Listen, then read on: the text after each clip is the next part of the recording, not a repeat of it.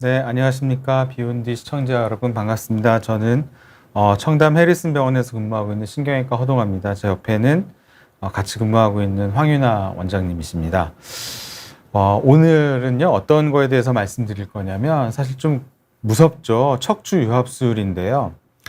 이제 척추 유합술을 권유를 받았는데 병원에 갔더니 어떤 병원에서는 이런 유합술을 하자, 어떤 병원에서는 뭐 내시경 유합술을 하자, 이제 이런 경우가 좀 있거든요.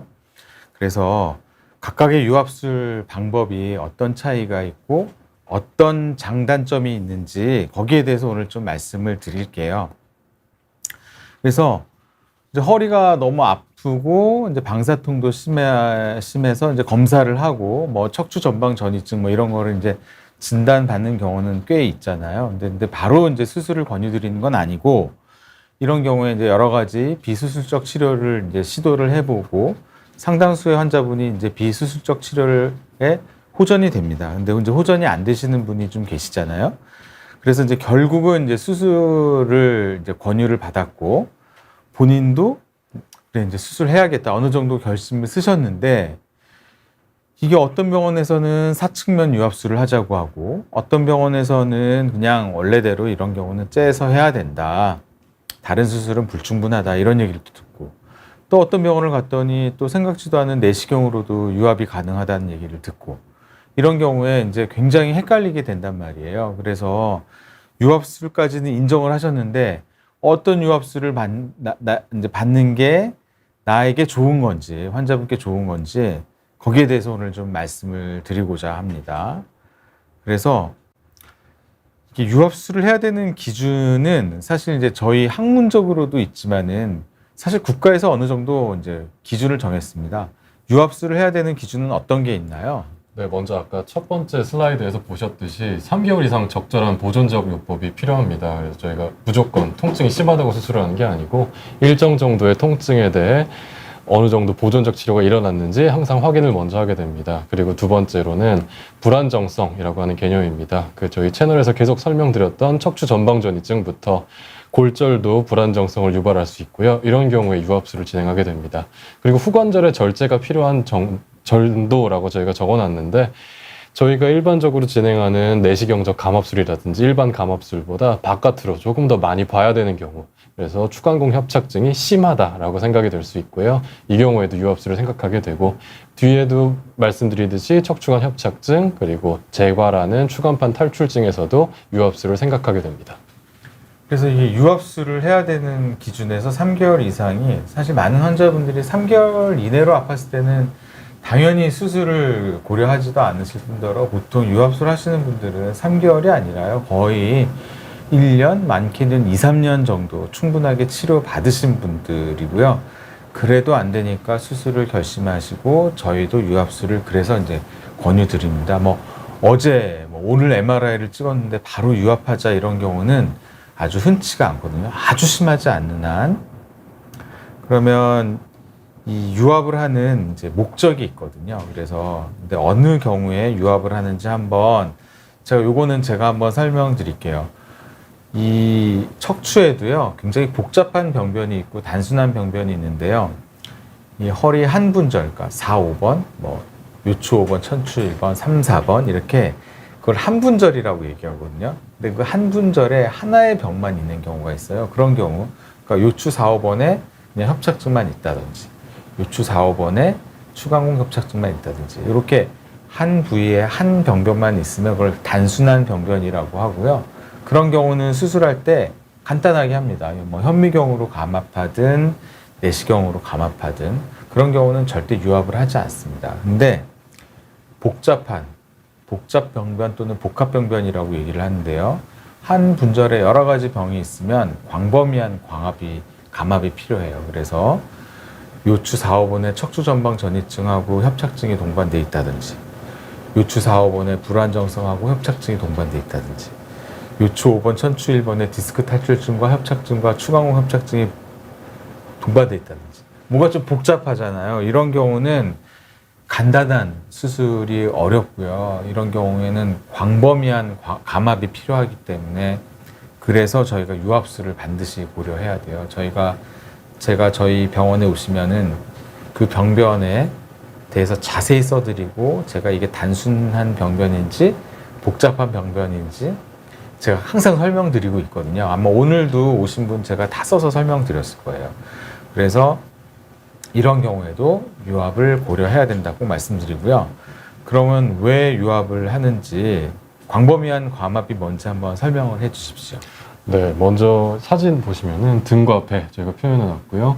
일반적인 감압범이라고 했을 때는 저희가 가운데 부분을 진행하게 되는데 그 후관절이라는 곳이 있고요. 첫 번째로 양쪽에 보이시는 요 후관절면이 있습니다. 요 후관절면과 우리 가운데에 가장 큰 부위, 추간판이라고 하는 디스크 부위가 자리하게 됩니다.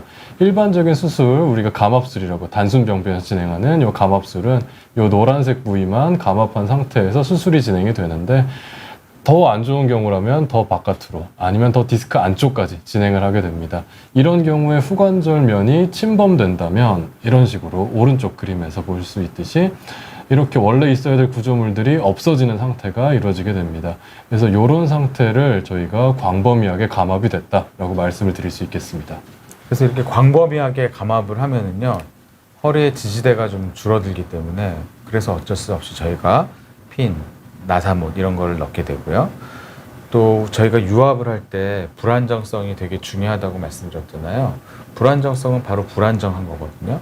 불안정성이 어떤 건가요? 예, 일단 저희 첫 번째로 그 척추 분리증 환자의 사진을 가져와 봤고요. 엑스레이에서 그 뒤쪽에 원래 서로 이어져 있어야 될 요 관절면이 부러져 있는 상태를 얘기합니다. 그래서 이 경우라면 뒤쪽 관절면이 잡아주지 못해서 흔들리게 되는 경우 불안전하다라고 말씀드릴 수 있고, 여기는 딱 사진만 봐도 사실은 원래 척추 골절 상태의 환자분 CT인데요. 골절이 일어나면서 척추가 있어야 될 위치가 아예 전이된 환자입니다. 그래서 이 두 가지 경우는 불안전하다라고 말씀드릴 수 있겠습니다. 그다음에 간혹 그냥 엑스레이에서는 전혀 불안정해 보이지 않는데 이제 엑스레이를 이제 찍을 때 추가적인 엑스레이를 제가 찍자고 말씀드리는 게 있는데 이게 이제 다이나믹 엑스레이거든요. 다이나믹 엑스레이는 이제 허리를 숙였다 폈다 해서 찍는 엑스레이예요. 그래서 저희 병원에 MRI까지 갖고 오셨는데 제가 굳이 엑스레이를 좀 추가로 찍어보자고 하는 이유가 불안정성을 보이는데요. 이런 경우는 어떤 경우인가요? 예, 이 경우가 첫 번째 사진이 굽혔을 때 사진, 그리고 두 번째 사진이 등을 이렇게 신전시켰을 때 사진입니다. 그래서 이 간격을 저희가 항상 체크하게 됩니다. 이 검은색으로 표현한 이 간격 자체가 굽었을 때는 앞으로 많이 전이된 상태, 그리고 폈을 때는 이 간격이 줄어듭니다. 그래서 이 경우라면 척추가 불안하다라고 말씀드릴 수 있겠습니다. 그래서 이렇게 척추가 불안정한 상태에서는 간단한 수술을 하게 되면 재발을 하게 되거나 또는 불충분하게 감압이 되는 경우가 많아요. 그러면 재발을 잘하는 거잖아요. 그리고 증상이 남거든요. 그래서 저희가 어쩔 수 없이 유압 수술을 권유드리는 겁니다. 그러면은 왜 도대체 유압을 하는 건가요? 예, 첫 번째로 이 유압이라는 건 강력한 고정력을 얻게 됩니다. 그래서 움직임이 없으면은 통증도 없다라고 말씀하시는 분들이 있을 정도로 강력한 고정력을 통하여 주변 신경에 전해지는 신경 증상을 거의 없게 줄여드릴 수 있습니다.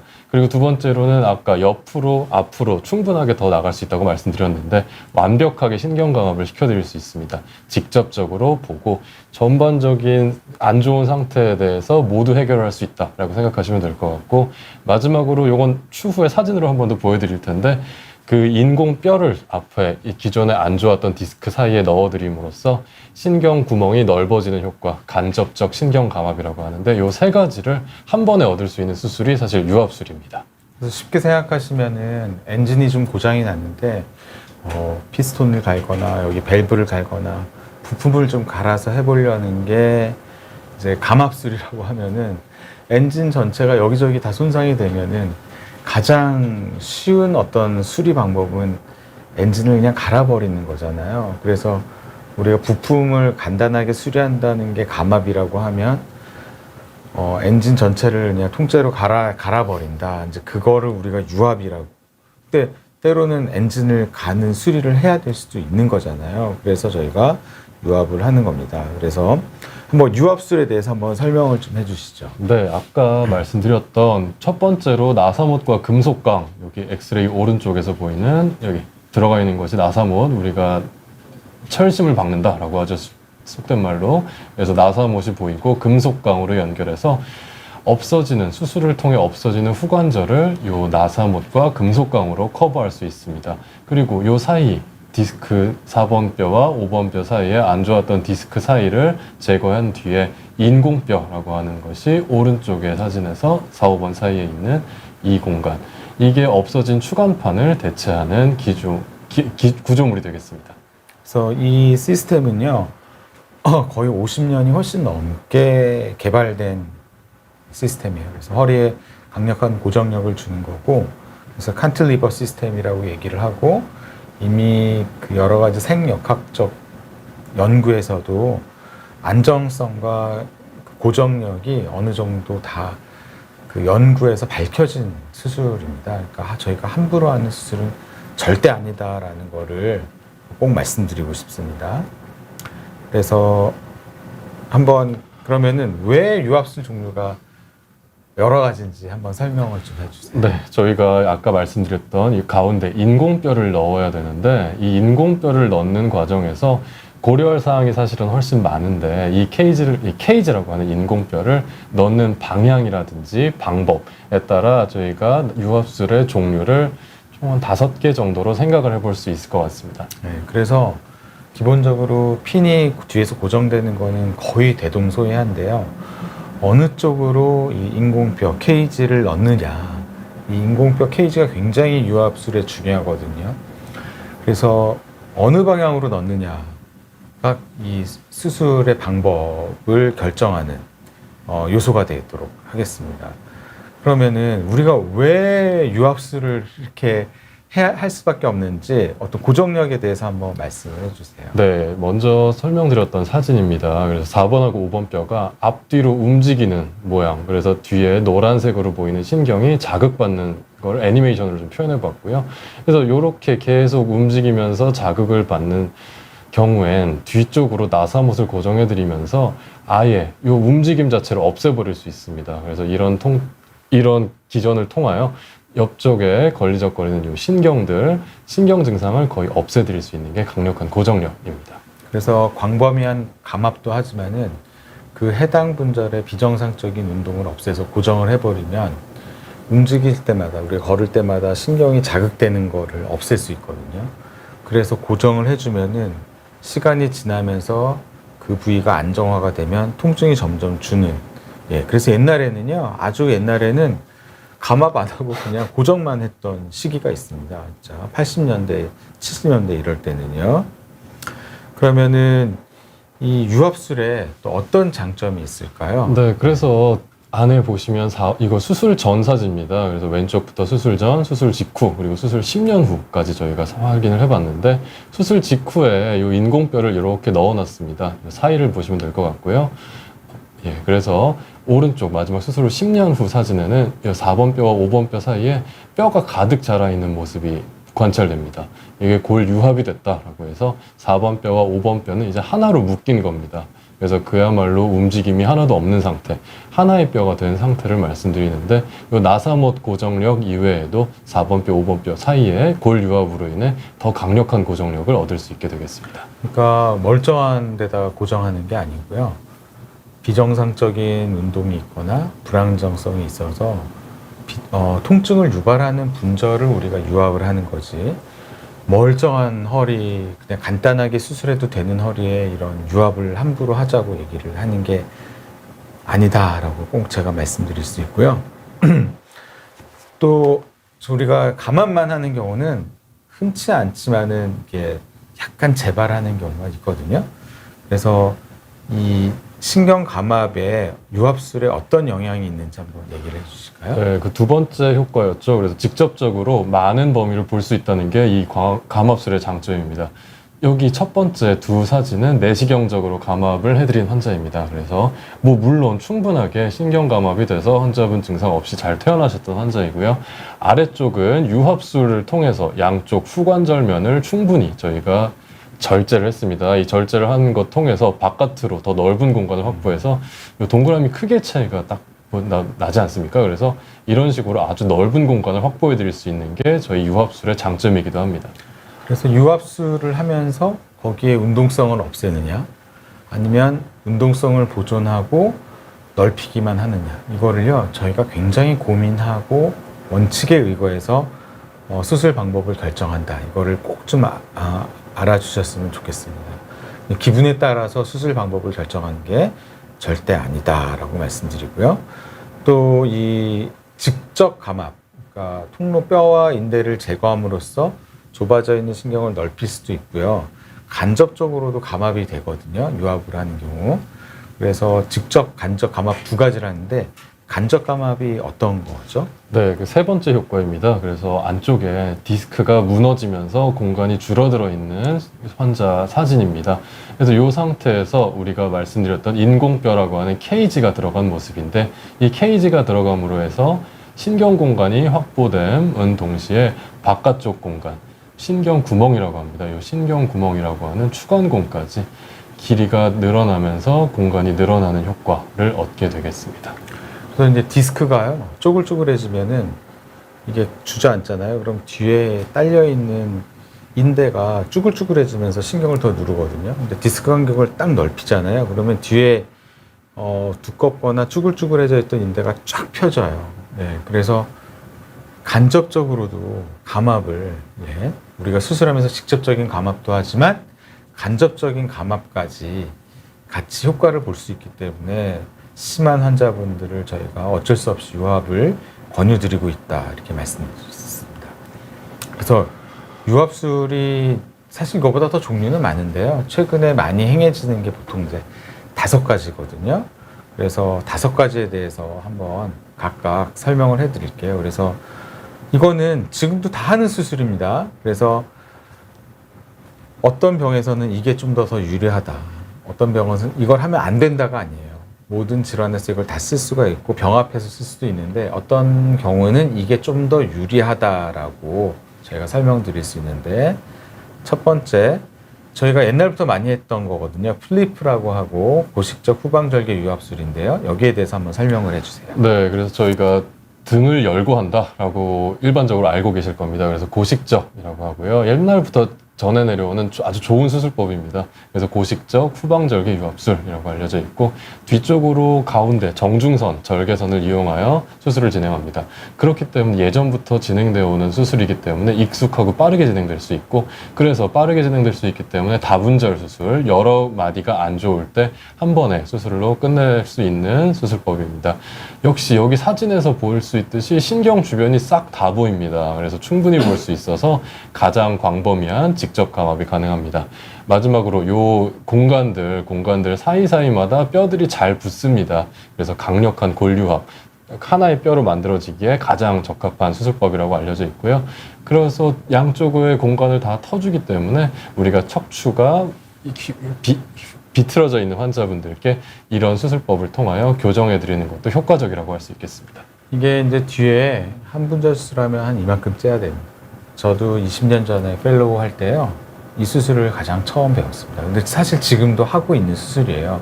이 수술이 나쁜 수술이라는 게 아니거든요. 그래서 너무너무 심한 경우나 허리가 많이 틀어진 측만증이나 후만병현이 있을 때는요, 이 수술법으로 해야 되거든요. 근데 한 분절이면 굳이 이렇게 안 할 수도 있다라는 게 이제 저희 생각이고요. 그러면 이제 장점도 있지만 단점은 어떤 게 있나요? 네, 그래서 이게 저희가 절개 범위가 있고, 이게 피부만 자르는 게 아닙니다. 사실은 안쪽에 붙어 있는 근육들까지 옆으로 제껴놓고 수술하게 되는데, 그래서 피부와 근육 절개 범위가 좀 넓다라는 말씀. 근육이 옆으로 절개되면 절개될수록 아무리 열심히 해도 출혈은 좀 생기기 마련입니다. 그래서 수술을 하게 될 때 고령 환자분들께는 저희가 수술할 때 항상 주의를 요하면서 진행을 합니다. 그리고 재수술인 경우라면 유착 조직이 어쩔 수 없이 생깁니다. 그래서 재수술일 때 우리가 신경을 이렇게 열심히 봐야 되는데, 그 과정에서 신경 손상엔 주의해야 하는 편입니다. 사실 저희 입장에서는 굉장히 편한 수술이다. 근데 절개도 좀 많이 해야 되고 피도 좀 나는 편이다라고 말씀드릴 수 있고요. 이제 한두 부위 정도는 옛날 수술법으로 할 때도 그렇게 출혈이 많이 나진 않지만 옛날에는 그래도 두세 부위 이렇게 유압하면은 수혈을 한두 개 정도 하는 경우는 꽤 있었어요. 예. 두 번째는 우리가 알리프라고 하는데요. 배 쪽으로 들어가는 수술이거든요. 배꼽 수술이라고 뭐 말씀하시는 분들이 있는데 전방경유 유압술에 대해서 한번 장점과 단점을 한번 말씀해 주시죠. 네, 먼저 견방경유 유압술의 경우는 배로 들어가는 거 맞습니다. 그래서 등 쪽에 아까 말씀드렸던 중요한 근육의 손상이 없이 진행될 수 있는 주변 조직 보호에 아주 좋은 수술법입니다. 그리고 요 신경 여기 앞에 보이는 혈관의 주행에서 요추 5번과 천추 1번은 대부분 요 혈관 주행을 피해갈 수 있습니다. 그래서 요추 5번하고 천추 1번 사이, 꼬리뼈라고 하는 그 사이 수술에서 적합한 수술입니다. 그리고 높은 케이지라고 하는 인공뼈를 앞으로 직접 삽입이 가능합니다.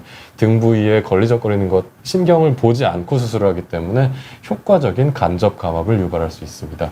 그래서 뒤쪽에 직접 신경을 보지 않기 때문에 재수술에 유리하고 수술 시간이나 출혈이 적은 편입니다. 이게 이제 장점이요. 굉장히 큰 걸 쓸 수 있다는 거죠. 근데 단점이 좀 있죠? 네, 아무래도 단점이라고 하면 복부 수술입니다. 그래서 저희가 일반적으로 신경외과의라든지 정형외과의들이 수술하는 수술과는 약간 다릅니다. 그래서 복부 수술력, 특히 뭐 비뇨기과라든지 우리 또 여성분들은 자궁이라든지 이쪽 관련된 수술이 진행된 경우라면 저희가 유착 등의 문제로 약간 진행이 어렵다라고 말씀을 드립니다. 그리고 혈관이 이렇게 주변에 다 보이는 상태에서 진행을 하기 때문에 혈관 손상이나 주변에 요관 등이 있기 마련인데 이에 대한 비뇨기 손상 등도 일반적인 우리 허리 수술에 대한 합병증보다는 좀 상당한 양의 합병증을 남기는 경우가 있습니다. 그래서 복부 혈관 주행을 확인해야 되고 이 혈관이 아래로 쭉 내려와 있는 분들이 있는데 이 경우라면 수술이 불가능하기도 합니다.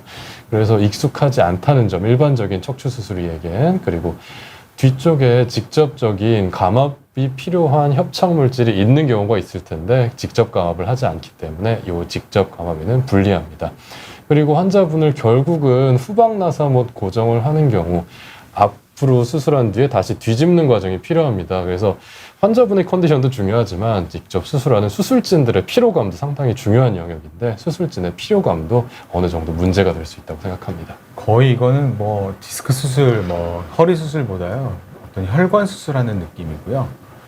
그래서 사실 별 사고는 없습니다. 근데 1년에 한 번 정도는 큰 이런 합병증이 생길 수 있거든요. 그럼 난리가 납니다.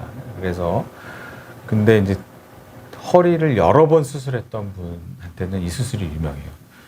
이 수술 받은 분 중에 진짜 유명한 분이 있는데 타이거 우즈입니다. 타이거 우즈는 허리를 뒤쪽에서 3번인가 수술을 했거든요. 근데 또 상태가 안 좋아서 유압을 했거든요. 근데 재수술이기 때문에 그분은 어떻게 했냐면 이 알리프, 전방경유 유압술을 했습니다. 그러니까 이 수술도 굉장한 장점이 있다. 특히 허리 수술을 여러 번 받은 분이 결국 유압하는 경우에는 앞쪽에서 들어가는 게 굉장히 유리한데 한 번 잘못 사고가 터지면 너무너무 힘들어. 그래서 이거는 혈관내과 선생님이랑 같이 수술을 해야 됩니다. 그다음에 요즘 뭐 가장 핫한 수술이라고 할 수 있고요. 올립이라고 사측면 유압술이라고 하거든요. 그래서 사측면 유압술에 대해서 한번 설명해 주시죠. 네, 사측면 유압술은 여기 첫 번째 사진에서 이런 식으로 환자분을 옆으로 눕혀놓고 수술을 합니다. 그래서 옆구리로 수술합니다 라고 저희가 쉽게 설명을 드립니다. 그래서 옆구리로 저희가 들어가고요. 한 4에서 7cm 정도 수술 범위에 따라 다르지만 절개선이 옆구리에 사선으로 들어가게 됩니다. 그래서 역시 등 근육 손상이 거의 없다. 주변 조직 보호에 좋고 여기 사진 아래쪽에서 이렇게 굴곡진 환자분 측만증이라고 합니다. 이 측만증 교정에 아주 좋은 수술이고 요추 2번부터 약 5번 여기 사진에서 보시면 쭉 혈관의 방해를 거의 받지 않는 선에서는 2번에서 5번 다분절 수술에 아주 유리한 수술입니다. 그래서 역시 아까 말씀드린 대로 직접 신경을 보지 않고 하는 수술이기 때문에 재수술에도 유리하고 수술 시간 및 출혈이 적은 것이 또 장점입니다. 그럼 단점은 또 뭐가 있나요? 네, 단점으로는 역시 복부 수술력 있는 분들, 신장 수술이라든지 이런 분들은 수술할 때 저희가 고민을 많이 하게 됩니다. 역시 또 혈관 수술, 또 혈관을 많이 볼 수 있는 기관이기 때문에 혈관 손상이나 복부, 장기, 비뇨기 손상 등의 상당한 합병증이 또 있을 수 있습니다. 퍼센트는 굉장히 낮습니다, 물론.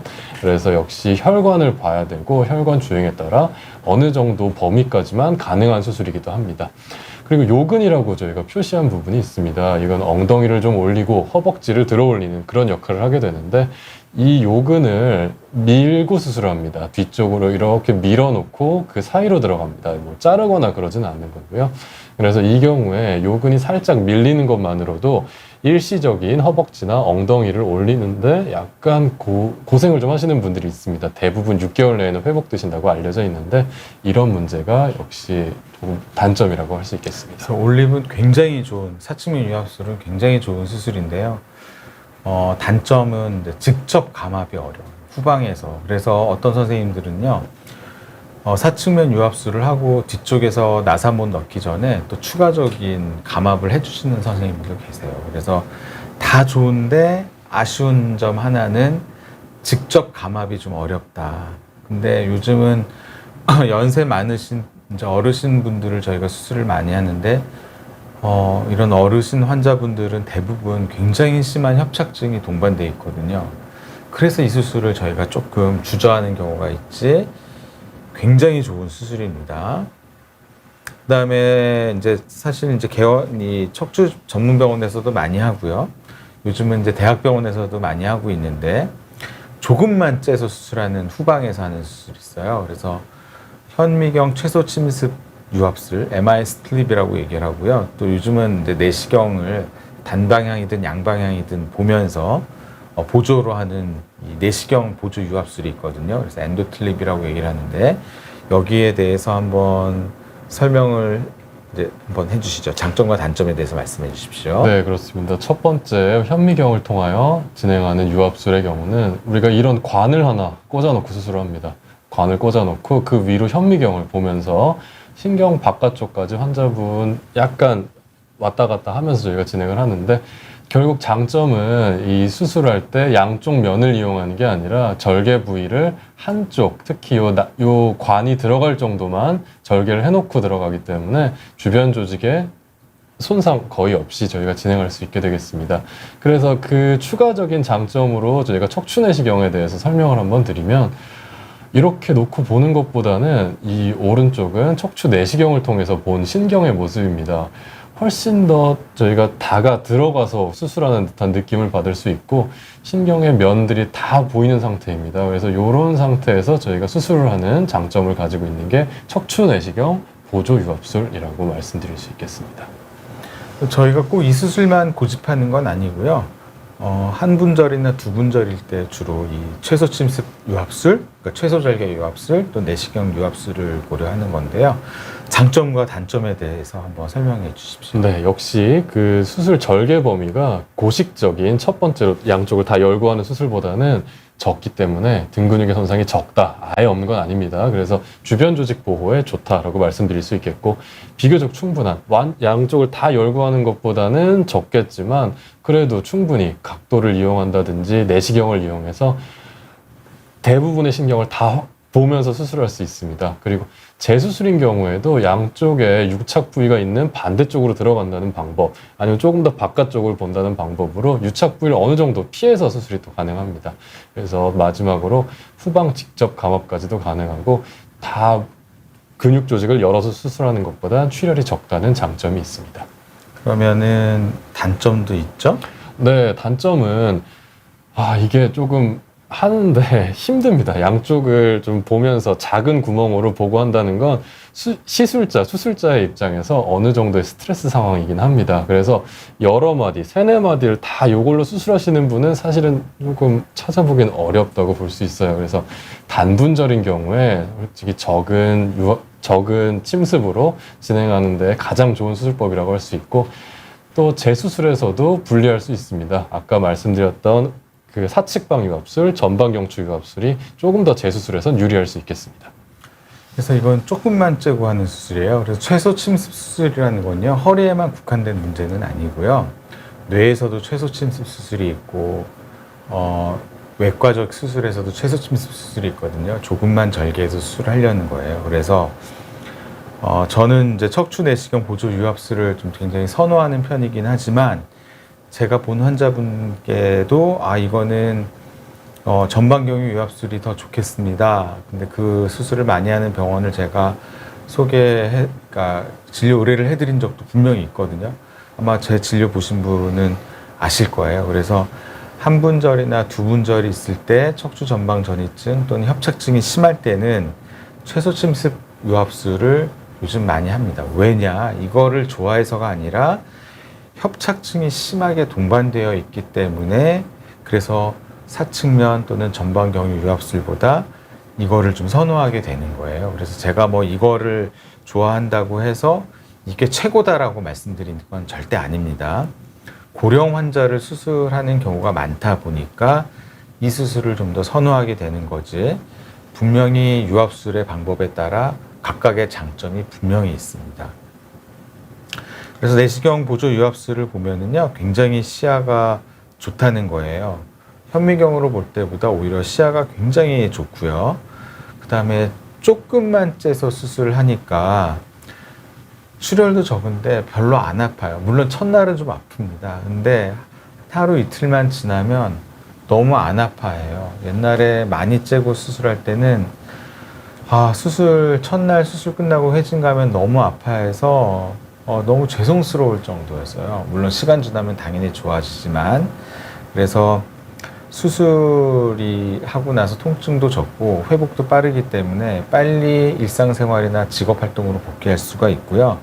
이거는 이미 저의 주장이 아니라 연구와 논문으로 이미 다 밝혀진 내용입니다. 그래서 한번 이제 증례를 보면서 한번 말씀드려 볼게요. 이분은 측만증과 후만 변형이 굉장히 심한 척추 변형이 있는 환자거든요. 이런 경우는 또 내시경이 가능할까요? 예, 사실은 사진 저희가 수술한 뒤 사진까지 첨부를 했는데 네. 이 경우라면 내시경으로 어느 정도의 도움은 받을 수 있겠지만 가장 주가 되는 수술은 뒤쪽으로 조금 넓게 열고 안쪽에 저 금속강을 이용한 교정을 해드려야 됩니다. 그래서 이 경우라면 후방 감압술을 통해서 조금 교정과 뒤쪽에 필요한 부위의 감압까지 같이 진행을 하는 것이 훨씬 환자분께 이득이 될 것 같습니다. 이런 경우는요, 내시경으로 하면 안 됩니다. 이런 경우는 원래대로 고식적인 절개 수술 방법을 통해서 하는 게 맞습니다. 그다음에 이 환자분 같은 경우는요, 척추 분리증과 척추 전방 전이증이 동반돼 있고 허리랑 많이 아픈 분인데요. 이런 분은 어떤 수술이 더 좋을까요? 역시 그 단분절 수술이고 환자분께서 좀 나이도 적기 때문에 최소 침습을 해서 근육을 살려드리는 쪽이 좋을 것 같습니다. 저라면 이 경우라면 그 현미경을 이용한 최소 침습 그 유압술이라든지 내시경을 통한 유압술을 추천드리고 싶습니다. 이 경우 사측면도 할 수 있고요. 전방경유도 할 수가 있는데요. 전방경유로 하면 안 되는 이유는요. 남성분이 젊잖아요. 이런 경우는 불임을 유발할 수 있어요. 성기능 장애를 유발하는 게 아니라요. 사정에 영향을 줘서 불임을 퍼센트는 낮습니다. 그렇지만 그런 것들이 있어서 이런 경우는 옆구리나 배 쪽으로 들어가는 수술을 하면 안 되고 후방에서 해야 됩니다. 그다음에 이분은 이제 두 부위가 불안정한 척추 전방 전이증 두 부위에 분리증이 두 부위가 있는 상태거든요. 이런 경우는 어떤 유압술이 좋을까요? 이 경우라면 아무래도 단분절은 아니기 때문에 사실은 사측방 유압술도 조금 고민을 해볼 수 있을 것 같습니다. 그리고 한 2마디 정도라면 사실은 저희 쪽에서도 자주 하지만 2마디 정도라면 내시경이나 현미경을 통한 후방감압술도 좋은 선택이 될 것 같습니다. 이 환자분은 옛날에 자궁 수술을 했었거든요. 그런 경우는 배로 들어갈 수가 없어요. 유착이 심해서. 그래서 전방경유 수술을 하지 않은 거고요. 이 경우는 전방도 좋고 뒤쪽에서 들어가는 내시경도 좋고 현미경도 다 좋은 경우예요. 근데 왜 전방에서 안 했냐면 배 수술을 이미 하셨었기 때문에 그래서 산부인과 수술을 받으셨던 분이라서 후방에서 했던 경우입니다. 뭐 내시경이 최고다 이런 말씀 드리는 게 아니에요. 네. 그다음에 이분은요. 후만 변형과 측만증이 동반되어 있는 환자분이시거든요. 허리도 굉장히 아파하시는데 이런 경우는 어떤 유압술이 좋을까요? 이 경우라면 저희가 아까 복부 관련된 수술력이 없다면 거의 무조건적으로 저는 사측방 유압술을 좀 권유드릴 것 같습니다. 그래서 측만증도 교정하고 다분절 수술에도 아주 유리한 수술이 되겠습니다. 네, 이런 경우는요. 여러 분절을 해야 되잖아요. 뒤쪽에서 하려면 되게 힘들어요. 그래서 이런 경우는 사측면 유압술, 뭐 한두 부위는 후방에서 같이 한다 하더라도 이런 경우는 사측면 유압술이 중요하고요. 이런 경우는 내시경으로 하기 어렵습니다. 그러면 이런 경우는 저도 대학병원 쪽에서 사측면 유압술 쪽으로 생각하시는 게 좋겠다라고 저희가 의뢰를 해드립니다. 네, 무조건 내시경으로 하자고 말씀 안 드립니다. 그래서 한번 정리를 한번 해볼게요. 척추 유압술이 여러 가지가 있는데 한번 간단하게 한번 정리를 해주시죠. 네, 먼저 고식적 절개 유압술의 경우는 척추 변형 수술에서는 거의 필수라고 볼 수 있겠고, 그래도 뭐 아무튼 나쁜 수술은 아닙니다. 이게 예전부터 진행되던 가장 익숙한, 저희한테는 사실 더 익숙한 수술이다 보니까 가장 빠르게 진행할 수 있고 가장 넓은 범위를 확인할 수 있는 아주 좋은 수술법이고요.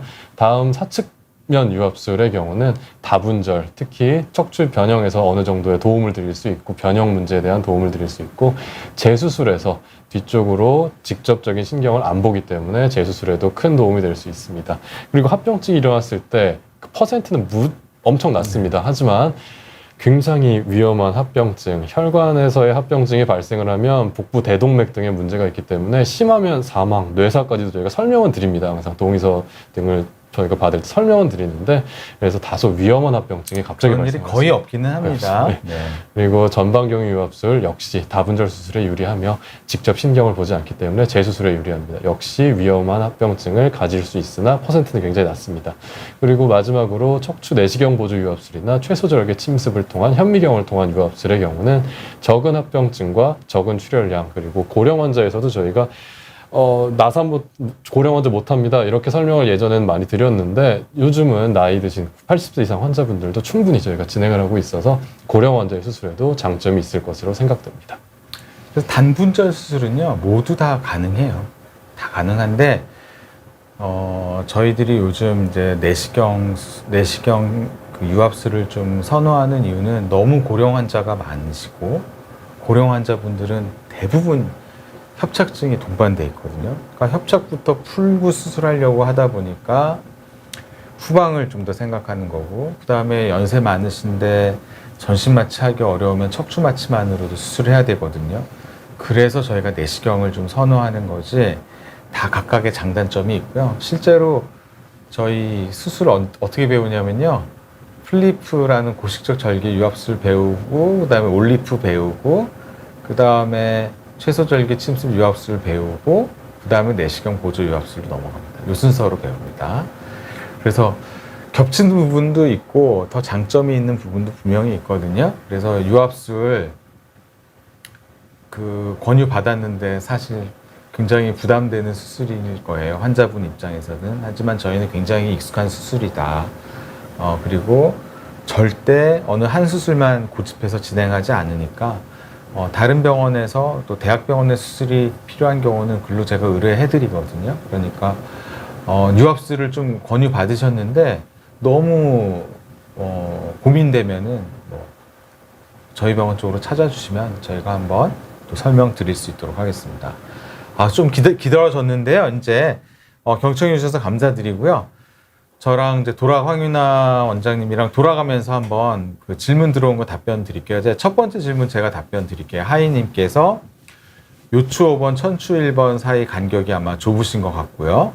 분절 감압술을 받으면서 신경 통로를 넓히는 수술을 받았는데 요추 5번, 천추 1번 간격이 4mm 정도면 유압술을 받아야 할까요?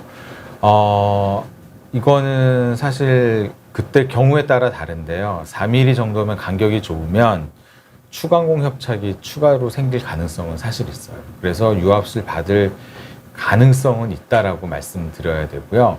하지만 모든 환자분들이 디스크 간격이 좁아지면서 추간공 협착을 유발하지는 않아요. 그러니까 지금 4mm인데 추간공 협착이 꽤 있으면 추후에 유압술을 받을 가능성이 있고요. 4mm지만 지금 추간공 협착이 없다면 유압수를 받을 가능성은 떨어지지 않을까라는 게 저의 생각이고요. 아마 그때 감압만 한 거 봐서는요, 굳이 유압할 필요 없을 것 같은데요. 그러니까 아마 감압하자고 말씀드린 것 같아요. 네, 두 번째 질문 답변해 주시죠. 네, 다음은 김지연님께서 유압술이 척추 디스크 질환이 있을 때 하는 건가요? 라는 질문을 주셨는데 맞습니다. 오늘은 요추에 관련돼서 주로 설명을 드렸습니다. 허리 아래에 있는 요추에 대해서 설명을 드렸는데 사실은 경추부터 흉추까지 유압술은 사실 모든 척추 관련된 질환에서 진행이 되고 디스크 질환이라고 하는 단순 국한된 질환 이외에도 저희가 협착증 관련된 증상도 다 진행이 가능합니다.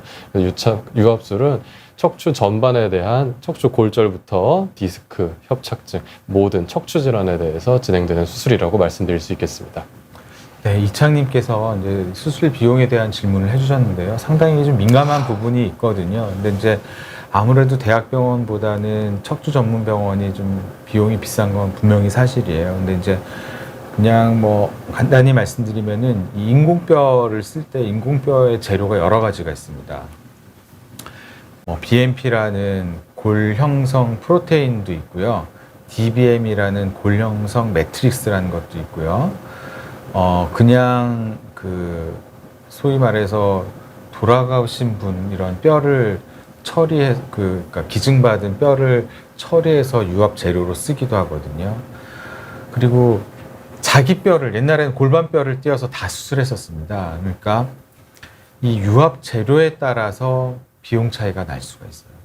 그래서 그렇다고 어느 유압 재료가 반드시 우수한 건 아니고 환자분에 따라서 골 형성 프로테인을 써야 되는 경우가 있고 골 형성 매트릭스를 쓰는 경우도 있는데 또 자가골을 쓰게 되면 비용 차이는 굉장히 낮아지거든요. 근데 자가골을 안 쓰는 이유는 그 뼈를 띄어낸 자리가 움푹 들어가고 그 부위가 또 아파요. 그래서 자가골을 요즘은 안 쓰는 부위고요. 최근에는 대학병원에서도 이런 골 유압 재료를 이제 많이 쓰시기 때문에 가격 차이가 좀 나긴 하지만 아마 대학병원도 아마 좀 수술비가 하지 않을까. 예. 그래서 약간은 차이가 날 수 있습니다. 네. 좀 민감한 문제도 있어서 아주 정확하게 말씀 못 드려서 죄송합니다. 네. 그다음에 아마 50견하고 디스크 얘기 같은데 엔젤님 네. 예, 그 50견이라고 말씀을 주셨고요. 어깨 통증이 조금 있으신 것 같습니다. 그리고 50대이기 때문에 아마 50견에 대해서 걱정을 하시고 계신 것 같은데 예, 일단 진료는 한번 보신 것 같습니다. 그래서 어깨 부위의 엑스레이라든지 이런 거는 진행을 다 하신 것 같은데 일단 단순하게 어깨 염증 문제라고 하면 물리치료라든지 염증 주사라든지 약물 복용 이런 게 도움이 될 수 있겠습니다. 그리고 관절 범위 확보를 위해서 스트레칭하는 정도의 운동은 당연히 필요해 보이고요. 혹시라도 이 어깨 통증도 사실은 경추 디스크로 인한 통증일 수도 있습니다. 그래서 지금 진료를 진행하신 병원에서 혹시 조금 그 치료를 계속 받으셔도 통증이 지속되신다고 하시면 목 관련해서 혹시 검사가 가능한지도 확인해 주시면 더 좋을 것 같습니다.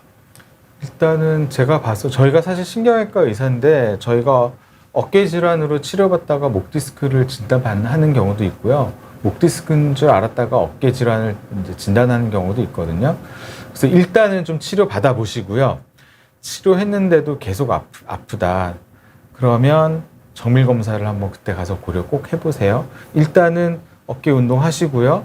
주사 치료하고 물리 치료하고 약도 잘 드시고 치료를 좀 해보는데 한 2, 3주 치료했는데도 아프시면 담당 주치의 선생님이랑 상의하셔서 MRI 같은 정밀 검사를 진행해 보시는 게 도움이 될 것 같습니다. 그다음에 제니 파파님 해주시죠. 네, 제니 파파님은 동일 병변에서 디스크 제거를 3회까지 진행을 했고 어떤 사람은 3번 재발했을 때 유압을 하고 어떤 사람은 2번째 재발했을 때 네, 하셨다고 하는데 그래서 아마 수핵을 말씀하신 것 같고요. 그래서 예, 그래서 지금 수술을 받으셨는지 요건 좀 궁금합니다. 근데 일단 말씀해 주신 거에선 제거된 양도 물론 중요하지만 저희가 일반적으로 멀쩡한 디스크를 다 제거하지는 않거든요. 그래서 아픈 디스크, 안쪽에 수술 들어가서 튀어나와 있는 디스크 제거하는 건 당연하고요. 안쪽에 아픈 디스크, 금방 조금 무뎌져 있어서 정상 기능을 못하는 디스크는 저희가 제거하고 나옵니다. 그래서 수액 양이 많다면 아무래도 뭐 재발 가능성이 높긴 하겠지만 사실 그것보다도 디스크의 높이라든지 저희가 고려하는 사항들이 조금 있습니다. 그래서 일반적으로 바로 유압수를 하진 않고요. 그래서 한 번 정도는 저희가 한 번 더 디스크 제거를 단순하게 감압술이라고 하는 그 일반 관열적 수술법으로 진행을 하고 그 뒤에는 저도 유압수를 생각해 볼 것 같습니다. 그냥 쉽게 생각하면은요, 디스크 2번 탈출증, 2번 터질 때까지는 요즘 웬만하면 유압술 안 하고 2번까지는 현미경이든 내시경이든 제거하고요. 3번째는 이거는 유압을 고려해야 돼요. 예. 그 다음에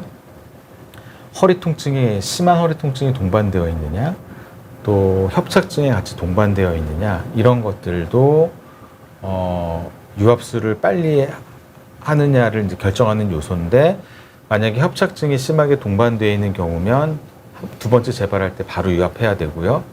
만약에 협착증이 심하지 않고 허리도 별로 아프지 않다고 하면 2번째까지는 당연히 유압하지 않고 디스크만 제거합니다. 그다음에 그냥 이어서 설명드리면, 우리가 디스크 수술 또는 디스크 질환이 있는 분이 운전하실 때 허리가 아픈 이유는 허리의 디스크의 압력은 앉아 있을 때 올라가거든요. 근데 장시간 운전하게 되면 앉아 있기 때문에 디스크의 압력이 올라가면서 허리가 아파질 수가 있고, 2번째는 디스크 탈출증이 있어서 디스크를 제거하니까 이미 디스크의 볼륨이 정상보다는 줄어 있거든요. 쿠션 역할을 좀 못 해줘요. 그래서 좀 허리가 아플 수가 있는데, 코어 운동을 꼭 부족해서는 아니고요. 좀 어쩔 수 없이 그런 면도 있다. 근데 코어 운동을 더 많이 해주시면 이런 앉아있을 때 허리 통증이 좋아지는 걸로 되어 있습니다. 네. 김희정님 질문 답변해 주시죠. 네, 김희정님께서는 협착증으로 퇴행성 디스크 탈출, 그리고 일자 척추로 아마 4마디가 다 안 좋으신 것 같습니다. 8개의 나사를 일주일에 걸쳐 2번에 나눠서 진행을 하신다. 일반적으로 이 수술은 아마 사측방 유압술 설명을 들으셨을 것 같아요. 사측방 유압술로 먼저 인공뼈라고 하는 케이지를 넣은 뒤에 그 뒤에 한 3, 4일 정도 아니면 일주일까지 걸쳐서 뒤로 뒤집어서 후방으로 나사못만 이렇게 넣는 경우가 일반적으로 진행이 되는데 아마 이 수술을 설명 들으신 것 같습니다. 그리고 고도비만이라고 하시면은 이걸 단순하게 후방 감압술로만 그 고도비만 환자분을 이렇게 뒤로 열어서 한다라고 하면 절개 범위가 어마어마합니다. 사실은 꽤 거의 4마디라고 하면 한 뼘, 2뼘 가량 좀 길어지는 경우도 있습니다. 그래서 이 경우라면 사측방 유압술을 통해서 일정 부분 우리가 그 후방 감압만을 통해서 발생하는 근육 등의 손상을 최대한 줄일 수 있는 방법이라고 생각이 되고, 이런 경우라면 그렇게 생각이 되고요. 아마 2년째 걷지 못하신 상황에서는 어느 정도 유압술을 고려하는 거는 괜찮은 선택으로 보입니다. 그 다음에 이제 하이님 질문을 이제 마지막으로 이제 마무리하겠는데요. 유압술 기술은 당연히 발전할 여지가 있는데, 최근에 유압술의 추세는 이제 로봇을 쓰느냐, 네. 그 다음에 뭐 내비게이션 시스템을 쓰느냐 이런 거지, 넣는 방향이나 이런 거는 사실 거의 기술 발전이 끝나지 않았나 싶고요. 앞으로도 유압술은 더 발전할 겁니다. 그래서 최근에는 이제 내시경, 2번째가 로봇, 3번째가 이제 내비게이션 이런 쪽이거든요. 예, 아마 계속 더 발전하지 않을까 싶고, 저희도 내시경 유압술만큼은 저희도 더 기술 발전하려고 저희 병원에서도 계속 노력하고 있습니다. 왜냐하면 저희 병원에서 개발한 기구들이 많이 있거든요. 그래서 계속 노력하고 있습니다. 네. 네, 오늘 많은 질문 주셔서 감사드리고요. 유압술 권유 받으셨는데 너무 고민되시면은 저희가 뭐 저희 병원에서 꼭 뭘 하시라는 게 아니라 충분하게 설명하고 상담해 드릴 수 있으니까 편한 마음으로 들려주시면 또 자세히 객관적으로 설명드리도록 하겠습니다. 네, 오늘도 경청해 주셔서 진심으로 감사드리고요. 다음에도 유익한 주제로 말씀드릴 수 있도록 준비하겠습니다. 네, 감사합니다.